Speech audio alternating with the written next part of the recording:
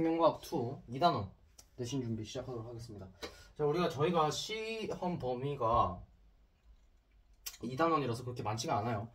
그렇다고 뭐 유전이 있는 것도 아니고 그냥 단순하게 암기 정도로만 해도 점수를 충분히 챙겨갈 수 있는 범위이기 때문에 반드시 챙겨야 된다고 생각을 하고요.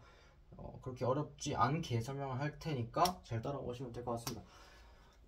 자, 먼저 바로 시작하도록 하겠습니다. 첫 번째는 생물의 구성. 빨리빨리 지나갈게요. 빨리빨리. 생물의 구성인데 동물이랑 식물 볼 겁니다.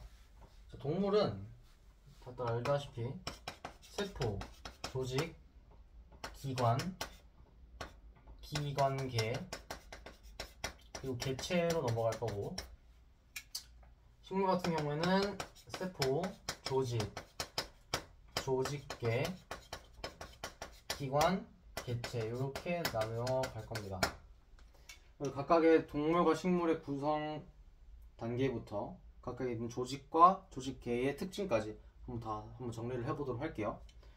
자, 먼저 동물입니다.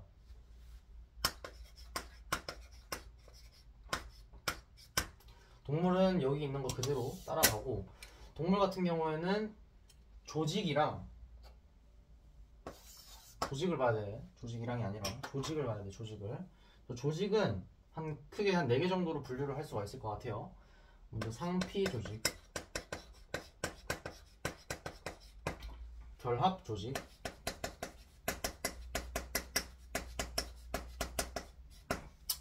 그 다음에 신경 조직, 근육 조직. 바로바로 설명을 하도록 하겠습니다. 상피 조직은 피부, 내장이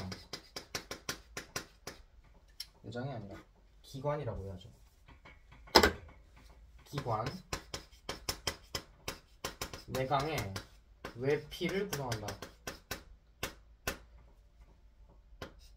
내강이라고 하는 건 뭐냐면, 내강은 우리 몸에 있는 빈 공간을 얘기해요. 빈 공간을 바깥 부분을 감싸는 외피를 상피 조직이 이룬다 라고 생각하시면 될 거고, 다음 결합 조직 같은 경우에는 뭐냐면, 조직과 기관을 결합하거나 이들을 지지해주는 역할을 합니다. 다음 신경 조직 같은 경우에는 말 그대로 신경세포가 들어있는데,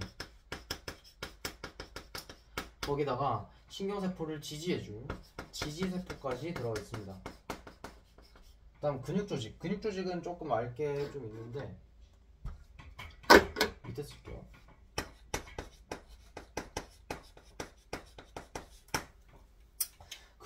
근육조직 같은 경우에는 먼저 근육이랑 기관을 구성하는 거는 어느 정도 유추를 할 수가 있어요. 근육이랑 기관을 구성해. 자, 그런데 우리가 생원 수업을 들으신 분들은 아시겠지만, 저희가 생원 때 근육 관련된 문제 중에 뭘 배우죠? 근수축을 배우죠. 근데 근수축이라는 건 뭐냐면, 이 근육 조직이, 근육 세포가 길어지기도 하고 짧아지기도 하면서 각각의 길이를 비교하는 문제였죠. 자, 여기서 착안을 할 수가 있어요. 길이가 길어지거나 짧아지기 위해서는 일단 본체의 길이가 좀 길어야겠죠. 여기서 길이가 길어야 되고요. 길이가 길기만 해서 짧아지거나 길어지거나를 마음대로 할 수 있는 건 아니죠. 여기에다가 신축성이 더해져야 됩니다. 신축성이 좋다. 그래서 정리하면, 동물은 세포, 조직, 기관, 기관계, 개체로 이루어지고 그 단계로 구성이 되고, 조직에는 상피 조직, 결합 조직, 신경 조직, 근육 조직이 있는데, 상피 조직은 크게 말해서 외피를 구성하고, 결합 조직은 조직과 기관을 결합하기도 하면서 지지하는 역할을 하고, 신경 조직은 말 그대로 신경세포가 있는데 거기다가 그걸 지지해줄 세포가 더 있다.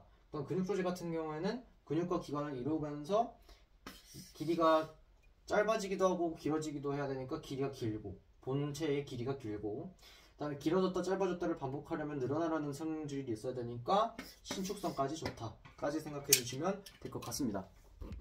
다음은 식물입니다. 식물 같은 경우에는 여기 있는 것처럼 세포 조직, 조직계 기관, 개체 요 순으로 구성이 되고, 여기 같은 경우에는 우리가 조직과 조직계를 모두 다 보도록 할 겁니다. 저 먼저 조직계부터 보도록 할게요. 식물의 조직계에는 크게 세 가지로 나눌 수가 있습니다. 먼저 상피 조직, 표피 조직이죠. 표피 조직계, 관다발 조직계, 기본 조직계가 있습니다. 표피 조직계는 우리가 동물 때 봤었던 상피 조직이랑 조금 비슷한 역할을 하면서 표피 조직으로 구성이 되어 있고, 말 그대로 식물의 표피를 구성합니다. 관다발 조직계는 뭐냐면 통로 조직으로 이루어져 있는데요. 통로 조직은 뭐냐면 양분의 이동 통로를 마련해 줍니다. 역할을 해요. 기본 조직 같은 경우에는 뭐냐면 유 조직으로 되어 있어요. 유 조직. 근데 이 유 조직이 뭘 하는 조직이냐면 광합성을 하고 양분을 저장하고 이 식물 자체를 지지하는 지지작용까지 해냅니다. 그래서 정리하면 조직계에는 표피 조직계, 관다발 조직계, 기본 조직계가 있고, 표피 조직계는 표피 조직, 관다발 조직계는 통로 조직이라서 양분이 이동할 수 있는 통로를 제공하고, 기본 조직계는 유조직으로 이루어져 있는데 이 유조직은 광합성, 양분 저장, 지지작용을 한다 까지 생각을 해주시면 될 것 같습니다. 그 다음 조직을 보도록 할게요.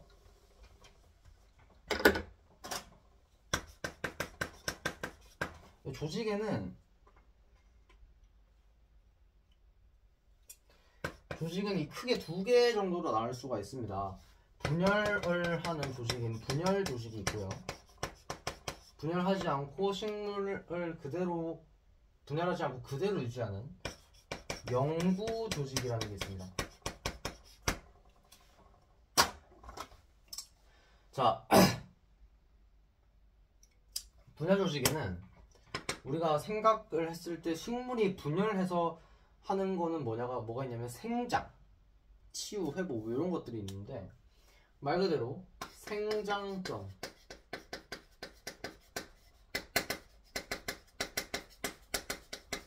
형성층 정도의 조직이 있습니다. 분열 조직에는 생장점, 형성층. 생장점은 우리 사람으로 치면 성장판 같은 것들이고요. 형성층은 말 그대로 식물 세포가 새로 형성되는 곳이라고 생각을 하시면 될 것 같습니다. 일단 영구 조직에는 분열이 일어나지 않죠. 표피 조직. 그리고 아까 봤던 통로 조직. 마찬가지로 한 번 더 봤던 유조직이 있습니다. 그래서 식물 같은 경우에는 아까 조직에서는 총정리하면 조직계에서는 뭐 있었어? 표피 조직, 관다발 조직, 기본 조직, 개. 그다음 얘는 표피 조직, 통로 조직, 유조직. 근데 여기에 있는 조직들을 얘네 두 개를 섞어서 새로 분류를 했어. 두 개를.